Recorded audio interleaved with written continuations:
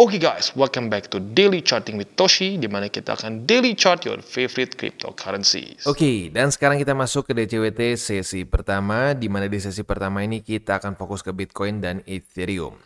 Sebelum kita lanjut, seperti biasa gue ingatkan, salah satu cara termudah untuk mendukung TCI adalah dengan like our video. Dan dalam 24 jam terakhir terjadi koreksi sebesar 1,64%, dengan total market cap mencapai di 2,25 triliun US dollars. Untuk Bitcoin Dominance terjadi peningkatan akhirnya ya sebesar 0,05%. Volume meningkat sebesar 1,11%. Untuk Bitcoin terjadi koreksi sebesar 1,49%. Ethereum terkoreksi sebesar 1,72%. Dan pada hari ini jelas ya, kita bisa lihat harganya dia close di bawah dari struktur 60.800. Bahkan close-nya sedikit di bawah daripada harga running ya. Dia itu jam 7 pagi tadi daily close di 60.315. Berarti signifikan di bawah dari struktur ya. Nah, artinya ya momentumnya berarti jelas bearish lagi ya. Atau lebih tepatnya dari masa-masa konsolidasi ini cenderung lebih ke bearish. Nah, ini akan diperparah apabila 60.800 mulai menjadi resisten. Sebelumnya di tanggal 25 Juni dia langsung reclaim kan. Lalu beberapa hari menjadi support, ternyata gagal dipertahankan, jebol lagi, dan sekarang mulai di-retest sebagai resisten. Kita lihat dalam beberapa hari ke depan, apakah 60.800 akan benar-benar menjadi resisten untuk Bitcoin atau tidak. Kalau benar-benar jadi resisten, ya siap-siap. Kita kemungkinan besar akan mengunjungi 50 ribuan. Ya. Nah pertanyaannya 50.800 227 atau yang 200 ya, intinya sih sekarang dekat-dekat lah ya. Ini adalah target kalau sampai Bitcoin nggak bisa diklaim lagi, target ya harga lah kasarnya seperti itu ya. Itu kurang lebih untuk secara makronya ya. Jadi ini dia pentingnya kenapa kita nggak terburu-buru ya untuk bilang aset ini udah bearish atau ya intinya reversal atau enggak gitu. Nah cukup banyak orang yang melihat oh ini setelah dia dump terjadi rally, ini artinya udah nih kita siap-siap reversal. Padahal nggak juga ya. Banyak orang bilang gini V-shape recovery ya. Padahal ya kita masih lihat bahwa pada faktanya ini sepertinya konsolidasi. Jadi intinya itu sih sebenarnya at the end of the day itu yang bikin orang terlalu deterministik adalah karena dia mungkin apa ya kurang dasar pemahaman TA menurut gua ya. Jadi menurut gua paling dasar untuk TA adalah satu aset yang membuat lower low, lower high, lower low, lower high, lower low, lower high, lower low, lower high. Itu adalah aset yang bearish. Tapi kalau aset yang mulai pecah struktur, contohnya gimana? Nah, paling bagus tuh contoh di sini nih. Paling gampang itu sebentar ini. Paling gampang itu di sini nih. Di tanggal ya Mei pertengahan lah ya. Sebelumnya jelas dia membuat suatu pola yang bearish. Lower low, lower high, lower low, lower high. Nah, tiba-tiba dia berhenti di tengah-tengah ya dan tidak membuat lower low lagi. Nah, ini adalah contoh ya pemecahan struktur. Nah, jadi itu adalah tanda-tanda kalau satu aset bisa kemungkinan reversal dan akhirnya apa? Beneran terjadi reversal. Tapi lagi-lagi orang kadang-kadang gini. Orang tuh kadang-kadang berpikir bahwa kalau di kripto itu harus berprinsip. Nah, berprinsip itu apa? Kalau bearish ya bearish terus, kalau bullish ya bullish terus. Itu nggak bener ya.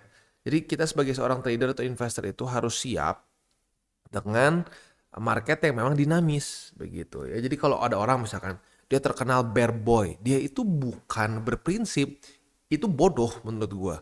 Jadi dia pokoknya jelas-jelas sudah begini udah naik nih ya, membuat higher high, higher low, higher high, higher low, dia bilang ini bearish, ini bearish. Waktu turun tuh kan bener, padahal ada momen dia bullish. Nah, kita sebagai seorang investor tuh jangan terbutakan dengan bias kita. Gitu. Kayak gue udah bilang dari kapan? Gue udah bilang dari di sini, gue udah bilang dari data-data US merah terus bahwa main scenario gue adalah bearish.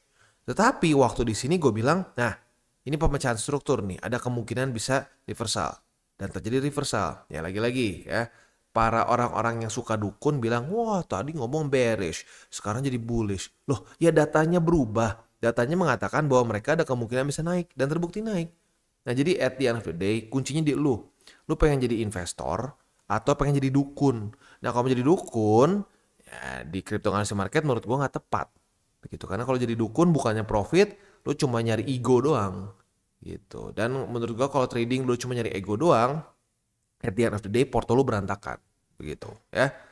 Nah, selanjutnya kita akan lihat ke Ethereum ya. Ethereum juga otomatis terkoreksi. Nah, kalau Ethereum dia lebih ada juga ini apa namanya EMA20 yang sudah mendekat ya. Ada resisten tambahan lagi ya. Nah, ini membuat dia daily close di bawah dari 3.386. Next kita masuk ke indeks dolar. Indeks dolar kemarin melemah ya, tetapi Bitcoin juga cenderung drop. Artinya apa? Artinya demand dari kripto mulai turun begitu ya. Ya mulai turunnya mungkin ketarik juga sama BTC yang mulai kehilangan support juga karena kita tahu Mt. Gox di bulan Juli akan mulai melakukan pembayaran. Nah, masalah pembayaran itu tentunya akan cenderung ngaruh ke apa? Ya orang-orang yang udah dari 2014 berarti ya, nyangkut tuh duitnya ya. Nyangkut sekian nama, kira-kira kalau dikasih dalam jumlah besar akan TP nggak sih? Minimal sebagian, kemungkinan besar iya. Nah maka dari itu, ini membuat Bitcoin cenderung yang mendapatkan price action yang nggak terlalu bagus ya. Walaupun secara angka nggak make sense sebenarnya kalau mau dia ngedam parah, sebenarnya nggak masuk ya, karena cuma sekitar 9 miliar USD. Sementara market cap dari BTC itu 1,2 lah kasarnya kalau kita bulatkan ya, 1,2 T. Nah maka dari itu harusnya sangat kecil. Tetapi lagi-lagi kalau orang udah panik namanya, itu bisa aja tetap membuat Bitcoin drop begitu ya. Nah, selanjutnya mungkin yang jadi hal penting adalah struktur dari indeks dolar ini masih higher high, higher low, higher high, higher low. Nah, sesuai dengan pembahasan tadi, jelas ini adalah satu aset yang masih cenderung bullish ya. Nah, jadi kita lihat apakah dia akan menyentuh 106,375. Kalau sampai ke sini, apakah akan tembus lagi atau enggak? Kalau tembus lagi ya berarti siap-siap kita cenderung akan mengalami koreksi begitu ya. Tapi kalau dia mulai melemah ya, nah itu akan membantu untuk lebih gampang Bitcoin dan crypto in general untuk rally begitu ya. Next kita ke Bitcoin dominance, ini sekilas aja, nanti kita bahas detailnya di DCYT sesi kedua. Dia mulai membuat lower low ya, mulai membuat lower low. Apakah dia akan lanjut sampai ke 54,03? Ya, kita lihat ya. Next kita akan lihat dulu news. Ini news dari US di mana SEC baru saja menuntut menuntut blockchain software technology company yang bernama ConsenSys ya. Sebenarnya ini gue bingung, ini dibacanya konsensus atau konsensus ya. Soalnya ada juga yang ngomong konsensus. Oke lah, kita baca pakai sesuai ditulis aja konsensus ya. Nah, jadi dia disu karena dia dianggap oleh SEC gagal untuk meregister dirinya sebagai seorang broker karena dia ada MetaMask swap service di konsensusnya ya. Ya lagi-lagi ya, masa-masa si Gary Gensler itu memang akan terus cenderung bearish ke kripto lah gitu ya, atau ya sangat sensitif ke kripto lah. Kayaknya udah ada dendam pribadi sih kalau menurut gua ya, dia udah ada dendam pribadi sama crypto industry in general begitu. Dan memang kalau lo tahu awalnya kenapa, karena pengen cari duit ya. Gue udah pernah bahas di tahun lalu, dia minta anggaran ke ke pemerintahan Biden ya untuk bisa meregulasi crypto industry. Jadi awalnya dari situ, tapi mungkin karena dia diolok-olok terus oleh para pencinta kripto di US, jadi ada kebencian juga mungkin ya. Ya Gary juga manusia lah kasarnya ya. Tapi intinya itu yang mungkin membuat kenapa Gary Gensler ini cenderung lumayan ekstrim ya. Nah semoga kalau sampai yang kepilih Trump, Gary Gensler bisa diganti orang yang lebih mungkin pro kripto dan lebih mau meregulasi. Sebenarnya gini, regulasi nggak apa-apa, tapi yang jelas gitu loh. Si Gary ini nggak jelas regulasinya gitu. Jadi kesannya gini, lu malas nggak misalkan nih lu buat satu kantin di sekolah, tiba-tiba lu nggak dikasih lu nanya ke sekolahnya nih, ke kepala sekolah, Pak apa aturan kantin di sekolah ini? Oh kita nggak bisa kasih tahu. Hah, nggak bisa kasih tahu? Ya udah ya, saya tetap bikin buka kantinnya ya, silakan aja buka. Udah kita buka, dia bikin misalkan gorengan, tiba-tiba langsung kepala sekolah tidak boleh ada gorengan. Nah kayak gitu tuh kesannya seperti itu. Jadi dia bilang para pelaku kripto di US minta regulasi tapi nggak dikasih. Waktu mereka udah do business langsung disu, dibilang lu nggak boleh kayak begini, lu nggak boleh kayak begitu. Lah lu aja regulasinya nggak jelas gitu ya. Next kita geser ke ini reminder mengenai investing di risk on ya. Banyak orang yang salah paham berpikir bahwa saham itu bukan risk on. Oh, beda dong, saham tuh resikonya kecil. Enggak. Resiko itu saham itu masuknya ke risk on ya. Dan siapa yang nggak tahu Nike? Nike aja bisa minus 20% dalam satu sesi ya. Ini bukan Bitcoin, katanya bukan Bitcoin, bukan Ethereum, not even a shitcoin menurut dia. It's Nike. Down 20% dalam single session. Jadi ini wake up call nih buat mungkin beberapa dari orang-orang yang merasa udah yang pasti itu saham. Nggak ada yang pasti guys. Nggak ada yang pasti. Saham, dan ini bukan saham asal, Nike aja bisa drop 20%. Jadi apapun bisa drop. Begitu. Jangan sampai kita punya pemikiran yang salah gitu. Kayak contohnya gini deh, lu mau tahu resiko saham, ya lu denger Michael Saylor dia ngomong, saham itu nggak berarti tidak lebih resiko dibandingkan Bitcoin, dia bilang. Ya lu boleh cek deh coba ya. Sudut pandang si Michael Saylor ke saham, dan membahas juga resiko-resiko yang rata-rata orang mungkin tutup mata. Begitu ya. Next economic calendar, hari ini nggak ada apa-apa karena hari Sabtu, besok juga nggak ada apa-apa karena hari Minggu. Jadi hari ini kita bisa lebih fokus ke TA. Selanjutnya kita akan masuk ke buy limit. Tetapi sebelum kita masuk ke buy limit, gue akan disclaimer dulu bahwa semua konten dari TCI bukan financial advice. Ini semua bentuknya adalah edukasi ya. Lalu bagaimana cara untuk mendukung TCI? Ada banyak caranya. Lo bisa like our video, bisa share our video, atau juga bisa menggunakan link referral kita di bawah. Dan sekarang kita akan dengar dulu pesan-pesan dari sponsor kita pada hari ini. Oke, today's video is brought to you by Bybit. Dimana di Bybit ini kita bisa melakukan berbagai macam hal ya, mulai dari yang newbie sampai yang sudah advance.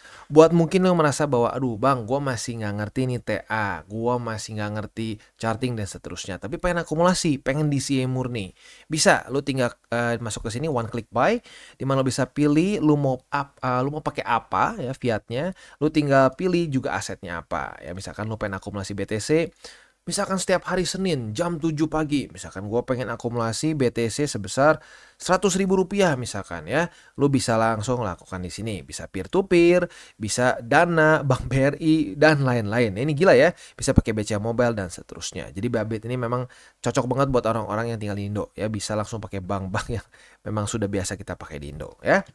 Nah, buat yang intermediate sampai advance juga di sini ada spot, nah, dan juga ada leverage tokens, dan tentu juga ada derivatives trading, di mana kita bisa menggunakan kontrak yang USDT maupun USDC.